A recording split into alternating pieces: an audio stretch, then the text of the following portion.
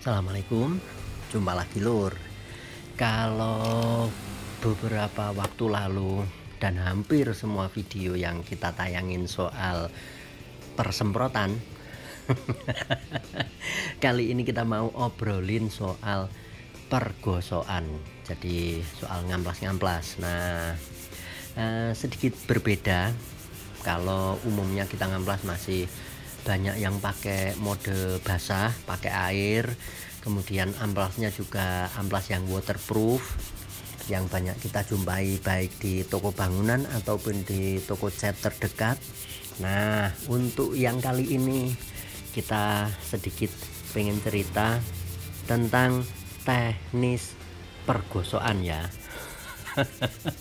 Tentang teknis ngamplas-ngamplas yang tidak pakai air, jadi full dry sanding alias ngamplasnya kita kering. Amplas yang kita pakai ini mereknya Finish One. Terus sebenarnya kalau ngomongin dempulnya itu idealnya pakai dempul yang memang support untuk aplikasi dry sanding.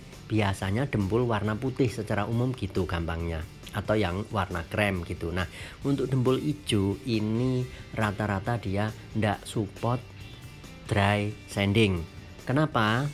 Karena dempul hijau biasanya itu suka debu amplasannya nempel ke amplas alias sering disebut secara teknis clogging. Nah, tapi kali ini kita sengaja pengen tes ini amplas, kira-kira dia layak apa enggak untuk kita hajar mode barbar ala-ala kaki limaan. Jadi ini dempul yang kita pakai Alpha Gloss warna hijau, tapi dia sudah nginep. Kita tes pakai amplas 120 dulu, lolos. Kemudian yang ini yang sekarang teman-teman lihat ini kita sudah ganti amplas dengan grid 240. Nah, biasanya dari sekian amplas kering, istilahnya amplas yang support dry sanding begini, kalau sudah naik ke grid yang rada halus, itu kalau kena dempul hijau biasanya dia suka clogging alias suka nempel debu amplasnya, debu dempulnya. Kemudian amplasnya jadi berasa ompong, padahal dia sebenarnya masih tajam. Nah, yang kami suka ternyata si Finish One ini dia mau juga ketika diajak untuk main barbar ngamplasin dempul hijau sampai grid yang 240. Berikutnya setelah 240 kita butuh untuk alusin bagian tepi-tepian terutama yang bakal nanti ditimpa epoksi, yang bagian tersebut tidak kena dempul. Tapi karena proses ngamplas yang sebelumnya dengan grid yang lebih kasar, dia ada kena baret dikit-dikit waktu kita goyangin blok ya, waktu kita gerakin blok ngamplas. Nah, tetap ada baret-baret yang istilahnya offset ya.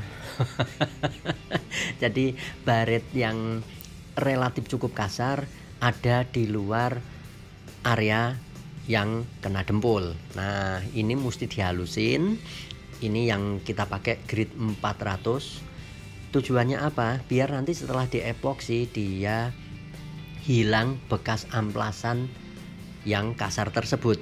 Dan ketika ditimpa epoksi, baretan amplasnya sudah kemakan sama bil film atau lapisan yang dihasilkan oleh epoksi. Ini penting. Kalau sampai baretan amplas masih aja ndak hilang, ndak kemakan sama bil filmnya epoksi, tentunya nanti waktu kita ngecat bakal pusing karena partikel cat akan ndak bisa nutup baretan amplas yang relatif masih dalam. Jadinya terlihat baret-baret di bawah catnya. Nggak asik kan kalau kita udah ya dari awal persiapan panel dengan seoptimal mungkin, ternyata gara-gara baret amplas yang terlalu dalam kita mesti ngulang lagi. Jadi ibarat mau ke titik D, misal dari A kita sudah nyampe titik C, mesti balik lagi ke titik B gara-gara baretan amplas yang ndak hilang. Oke. Nah, karenanya pemakaian amplas 400 ini kita tujukan untuk hal tersebut. Dan ternyata dia working well untuk amplas ini yang kami suka ya. Jadi ndak clogging alias ndak nempel banget debu amplasannya di permukaan amplas. Oke. Dan ini hasil perjuangan yang barusan. Ini kita semprot pakai degreaser untuk ngecek apakah hasil amplasan sudah relatif cukup lempeng, bagus, halus. Kemudian mungkin ada bintik-bintik jarum yang biasanya akan terlihat ketika kita tembak pakai degreaser begini. Sebenarnya pakai air bisa. Kenapa tidak pakai air?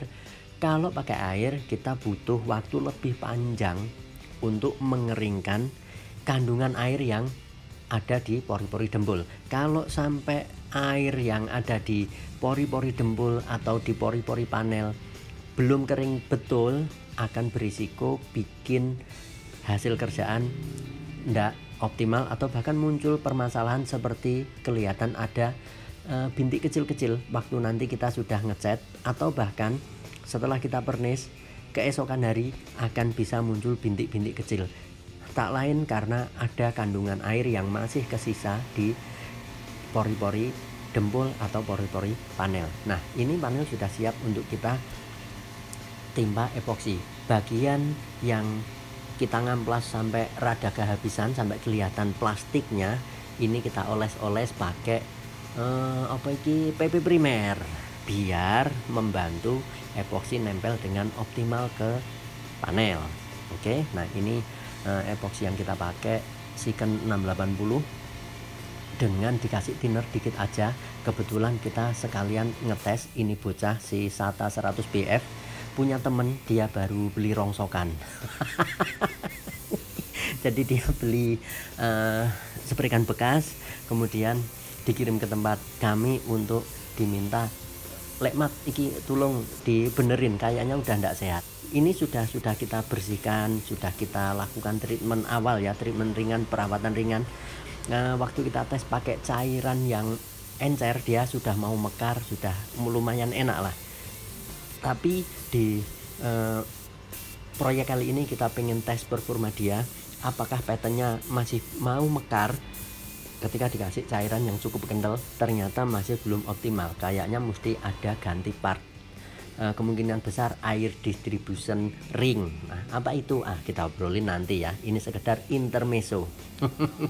Jadi ini yang dipakai spregannya SATA 100 BF nozzle 1,7 HVLP. Memang dia spregan yang didevelop untuk aplikasi ground coat alias sebangsa epoksi begini, baik epoksi plat ataupun epoksi surfacer alias epoksi untuk nutupin dempul. Oke, ini kita tembak bagian panel 2 lapis secara umum, dan di bagian nut yang kelihatan ada garis-garis nut kita bikin lebih tebal, kita tembak sampai entah 3 lapis atau 4 lapis, dengan tentunya tetap dikontrol jangan sampai terlalu basah nembaknya. Jadi tetap ada jeda-jeda sedikit gitu biar enggak sampai memicu muncul keriting ataupun mulau. Nah, tujuannya apa? Di bagian nut tersebut kita bikin lebih tebal biar nanti waktu ngamplas di bagian pojok-pojokan itu enggak sampai gampang banget kehabisan. Kalau kehabisan sampai kelihatan dempulnya, kita ya kurang suka ya kerjaan macam gitu. Pengennya area yang dicat, kalaupun dia ada dempulan, dempulnya tercover seluruhnya oleh epoksi biar enggak sampai bikin masalah di kemudian hari, seperti muncul bintik karena cat keserep di pori-pori dempulnya. Oke. Nah, ini hasil perjuangan yang barusan lur. Ini sekilas info, sekilas ya informasi intermezzo tentang kegiatan yang kami lakukan.